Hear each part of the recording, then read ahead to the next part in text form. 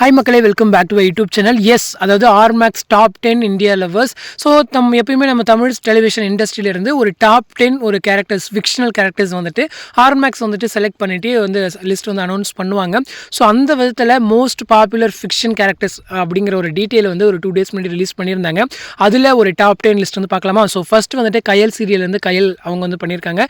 அவங்க தான் first place பிடிச்சிருக்காங்க. ஸோ செகண்ட் பிளேஸில் வந்துட்டு பாக்யலட்சுமி சீரியல்லேருந்து பாக்யலட்சுமி, தேர்ட் பிளேஸில் வந்துட்டு சுந்தரி சீரியல்லேருந்து சுந்தரி, ஃபோர்த் பிளேஸில் வந்து எதிர்நீச்சல் சீரியல் வந்துட்டு ஜனனி, ஃபிஃப்த் பிளேஸில் இனியா சீரியல்லேருந்து இனியா, சிக்ஸ்த் பிளேஸில் வந்துட்டு எதிர்நீச்சல் சீரியல் வந்துட்டு ஆதி குணசேகரன். ஸோ அவங்களுடைய நேம் வந்துட்டு ஆதிமுத்து அப்படின்னு சொல்லி அவங்க மென்ஷன் பண்ணியிருந்தாங்க.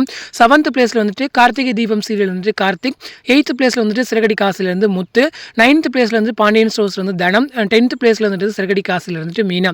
ஸோ ஃபஸ்ட்டு 5 எப்பயுமே வந்துட்டு ஒரு, ஏன்னா அவங்க எல்லாருமே ஒரு டைட்டில் கேரக்டர்ஸ், ஒரு ஹீரோயின் பேஸ்டு. ஸோ அதெல்லாம் வந்துட்டு கண்டிப்பாக வரும் அப்படிங்கிறதுல ஒரு ஆச்சரியமே கிடையாது.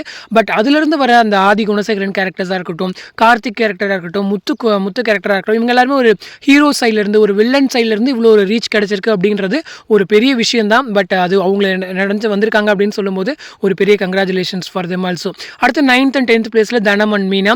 ஸோ சிறுகடி காசில் இருந்துட்டு முத்து அண்ட் மீனா ஃபஸ்ட் டைமாக வந்து ஆர்மேக்ஸ் கேரக்டரில் அது டாப் 10 லிஸ்ட்டில் இருக்காங்க. ஸோ அதாவது லாஸ்ட் மந்த் டிசம்பர் மந்த் இருக்கு இல்லையா? ஸோ அதில் வந்துட்டு டாப் 5ல் வந்து முத்து வந்து வந்திருந்தார். அதை தொடர்ந்து இப்போ டாப் 10ல் மீனாவுமே இருக்காங்க. ஹோப் ஜனவரி மந்தில் மீனா ஜாயின் ஆவாங்க அப்படின்ற ஒரு நம்பிக்கை இருக்குது. அடுத்து தனமோடைய நேம் வந்து இன்னும் இருக்கே அப்படின்னு சொல்லி கேட்டிருந்தீங்க. இது வந்து 2023 லிஸ்ட்டு தான். ஸோ இயர் ஃபுல்லாமே இருந்துச்சு இல்லையா? நவம்பர் வரைக்குமே PS1 இருந்துச்சு. அதுக்கப்புறம் தான் வந்து PS2 வந்து ஸ்டார்ட் பண்ணியிருந்தாங்க. ஸோ அந்த ரீசனால தான் வந்து தனமே அந்த லிஸ்ட்டில் வந்து ஜாயின் பண்ணியிருக்காங்க. இதில் அவுட் ஆஃப் 10ல் வந்துட்டு ஒரு பிளேஸ் வந்து ஜியும், அடுத்து வந்து ஒரு 4 பிளேசஸ் வந்து விஜய் கிட்டே இருக்குது. ஸோ டோட்டலாக ரிமைனிங் 5 பிளேசஸ் வந்து சன் டிவி கிட்டே இருக்குது.